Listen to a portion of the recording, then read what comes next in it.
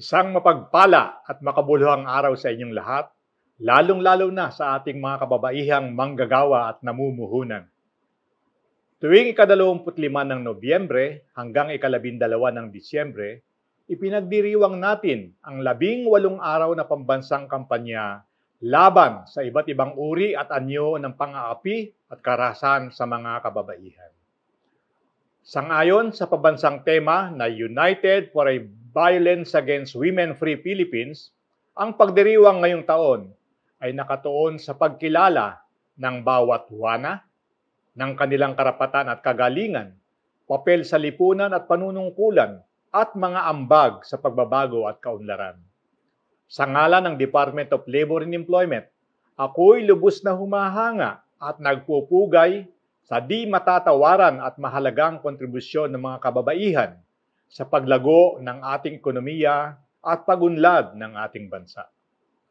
Bukod sa pagiging maalaga at mapagkalingang ina, mapagmahal at mapangunawang asawa, at maalalahanin at matulunging kapatid, ang mga kababaihan ay malaking bahagi ng aktibong talento at maaasahang puwersa sa merkado ng paggawa.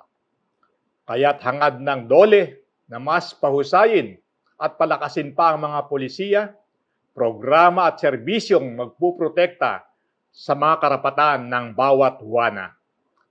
Magpapabuti sa kondisyon ng kanilang paggawa, magbibigay ng angkop na oportunidad sa lahat ng kababaihan, tiyakin ang paghubog ng kanilang natatanging potensyal, paigtingin ang kanilang kahusayan bilang mga manggagawa o namumuhunan alinsunod sa Philippine Development Plan 2023-2028 at DOLE, Labor and Employment Plan 2023-2028.